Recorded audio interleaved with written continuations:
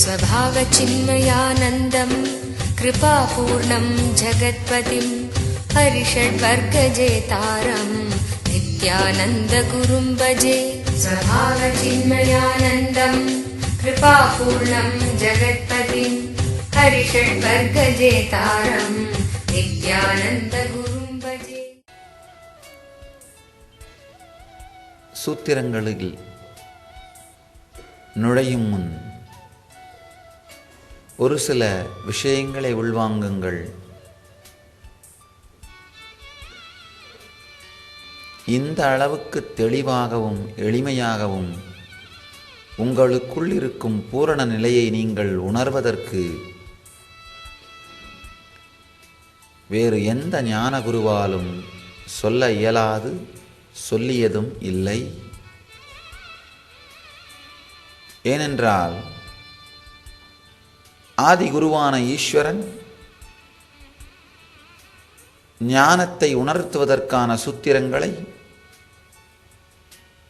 முதல் முறையாக மட்டுமல்லாமல் முழுமையாகவே வெளிப்படுத்தி விடுகின்றார்.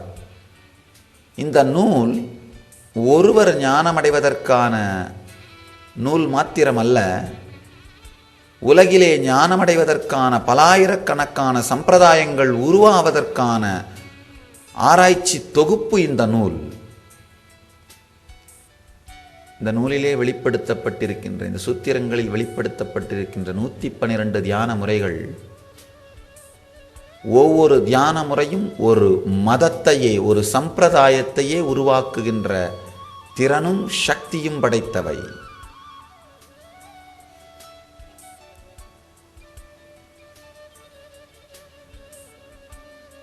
சில ஞானிகள் உலகில் தோன்றும் பொழுது அவர்களுக்கு பிறகு உலகில் தோன்றப் போகின்ற எல்லா சம்பிரதாயங்களிலும் அவர்களுடைய தாக்கம் இருந்தே தீரும் என்கின்ற அளவிற்கு ஸ்திரமான ஒரு பேரலையை ஏற்படுத்துவார்கள். ஆனால் ஈஸ்வரன் இந்த சிவசூத்திரங்களை வெளிப்படுத்தியது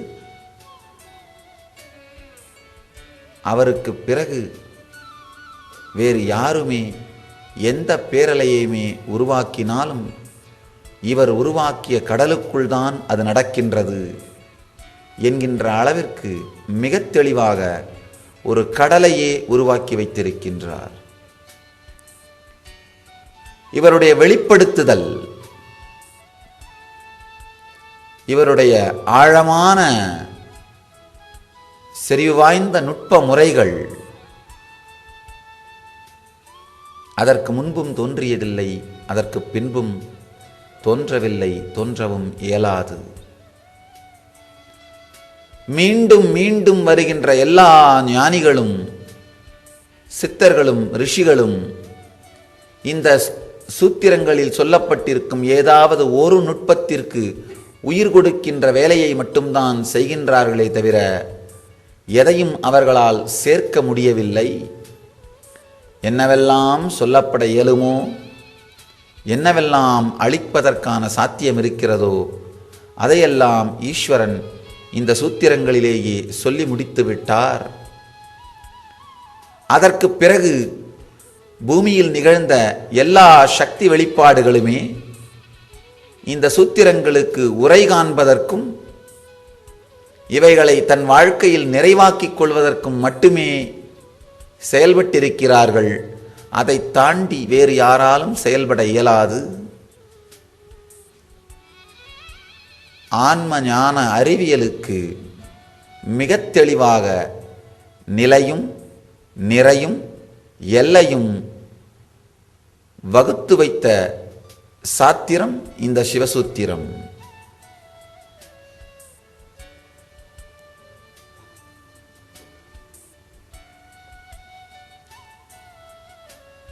இந்த ஒரே ஒரு புத்தகம், இந்த ஒரே ஒரு நூல்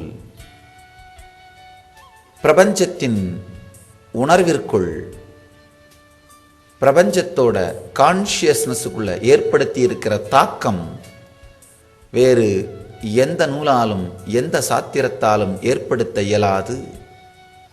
சில நூல்கள் சமூகத்துறையிலே மிகப்பெரிய தாக்கத்தை ஏற்படுத்தி இருக்கும். சில நூல்கள் மனவியல் துறையிலே மிகப்பெரிய தாக்கத்தை ஏற்படுத்தி இருக்கும். சில நூல்கள் கட்டடத்துறையிலே மிகப்பெரிய தாக்கத்தை ஏற்படுத்தி இருக்கும். இந்த நூலோ எல்லா துறையிலும், ஏனென்றால் மனித உணர்வு என்கின்ற துறையில் தாக்கத்தை ஏற்படுத்துகின்ற எந்த விஷயமும் உலகின் எல்லா துறையிலும் அதன் தாக்கத்தை ஏற்படுத்தியே தீரும். இந்த நூல் மனிதகுலத்தின் உணர்விற்குள்ளே மிகப்பெரிய தாக்கத்தை ஏற்படுத்தி இருக்கின்ற நூல். மிக தெளிவாக, மிக எளிமையாக மனித உணர்வின் உச்ச அனுபவத்தை உடனடியாக உணர்த்தக்கூடிய சக்தி இந்த சூத்திரங்களுக்கு உண்டு. இதுவரை தோன்றியுள்ள, இப்பொழுது தோன்றியிருக்கின்ற, இதற்கு பிறகும் தோன்றப் போகின்ற எல்லா மனிதர்களுக்கும் அவர்கள் ஞானத்தை அடைவதற்கான சாவியை இந்த 112 தியான முறைகளில் ஈஸ்வரன் மிக தெளிவாக வெளிப்படுத்தி விடுகின்றார். இதற்கு அப்பால் சேர்ப்பதற்கென்று எதுவும் இல்லை, இதிலே குறைப்பதற்கும் எதுவுமே இல்லை. சேர்ப்பதற்கு ஒன்று இல்லாத பூரணத்தன்மையை ஈஸ்வரன் வெளிப்படுத்தி விடுகின்றார். இதற்கு பிறகு தோன்றிய எல்லா ஞானிகளுமே இதனை ஆராய்ந்து அல்லது அனுபூதியாக்கிக் கொண்டு தங்களை சுற்றி வந்தவர்களோடு பகிர்ந்து கொண்ட வேலையை மட்டும்தான் செய்திருக்கிறார்கள். ஆனால் அடித்தளமான சூத்திரம் ஈசனால் மிக தெளிவாக இந்த சூத்திரங்களின் மூலமாக வகுக்கப்பட்டு விட்டது. மீண்டும் அதை நேரடியாக கேட்பவர்கள், கேட்கும் பாக்கியம் பெற்றவர்கள் புண்ணியசாலிகள்.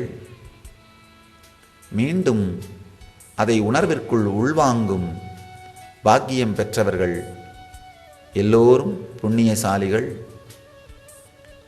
எந்த உயர்ந்த உணர்வோடு தேவி இதை உள்வாங்கினாளோ அதே உயர்ந்த உணர்விற்கு உங்களையும் உயர்த்தி கொள்ளுங்கள்.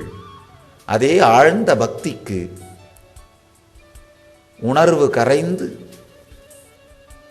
உணர்வெல்லாம் பக்தி நிறைந்த அந்த உயர்ந்த உணர்வு நிலைக்கு உங்களை எடுத்து வந்து கொள்ளுங்கள். அந்த உயர்ந்த உணர்வு நிலைக்கு உங்களை கொண்டு வாருங்கள். உருகும் அந்த பக்தி, நிறைந்த அந்த பக்தி இந்த சூத்திரங்களை மீண்டும் உங்களுக்குள் நிறைய வைக்கும், மீண்டும் உங்கள் உணர்விற்குள்ளே உறைய வைக்கும், உங்கள் உணர்வு முழுவதையும் தனக்குள், இந்த பிரபஞ்ச சக்திக்குள், சிவமயத்திற்குள் கரைய வைக்கும்.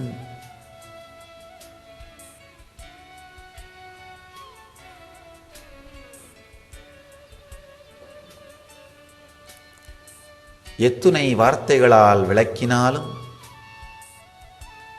எத்துணை வார்த்தைகளால் சொன்னாலும் இந்த சூத்திரத்தின் சக்தி, இந்த சூத்திரத்தின் முழுமைத்தன்மை வார்த்தைகளால் விவரிக்க இயலாதது, வார்த்தைகளுக்கு அப்பாற்பட்டது.